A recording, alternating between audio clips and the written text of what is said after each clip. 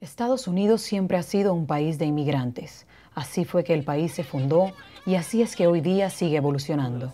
Pero el sistema migratorio actual es deficiente y la falta de una solución en Washington está generando amplia frustración.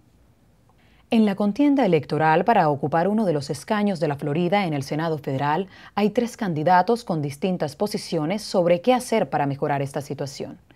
Los asuntos son varios. Entre ellos está si los candidatos apoyan o no la reforma migratoria integral y si respaldan la campaña que busca revisar la enmienda 14 de la Constitución, la cual da ciudadanía a todos los que nacen en el país.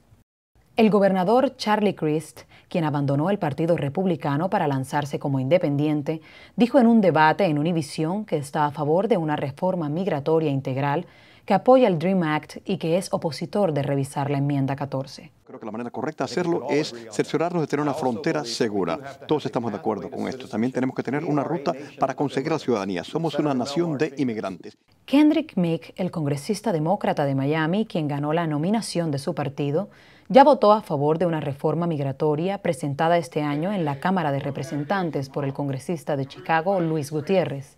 Él también apoya el DREAM Act y se opone a cualquier cambio de la enmienda 14. Yo quiero que la ley migratoria se cerciore de que las personas salgan de las sombras, reciban un estatus legal y que vayamos en contra de los empleadores que contratan a los indocumentados. En cambio, el candidato republicano Marco Rubio, hijo de inmigrantes cubanos, no cree que es conveniente abrir un camino hacia la ciudadanía para los indocumentados hasta que no haya más seguridad en la frontera con México. De igual manera, se opone al proyecto de ley DREAM Act. Bueno, mi posición es muy simple. Yo estoy a favor de la inmigración legal. Yo soy hijo de inmigrantes, mi esposa es hija de inmigrantes. Me he rodeado toda mi vida aquí alrededor de inmigrantes. También conozco que los Estados Unidos no puede ser el único país del mundo que no enforza sus leyes de inmigración. Crist y Meek están de acuerdo que la ley SB 1070 de Arizona no es conveniente para el país.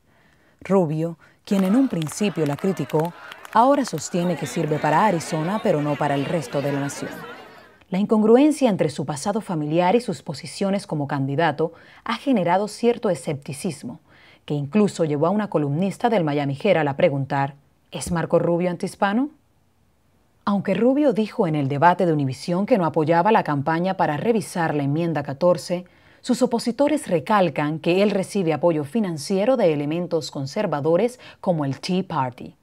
El director de la organización Democracia USA, Jorge Mursuli, dice que Rubio ha mostrado con su oposición al nombramiento de Sonia Sotomayor a la Corte Suprema que él representa los intereses de esta ala radical y no de los hispanos. Vamos a hablar del ex senador Martínez, que estuvo en esa plaza.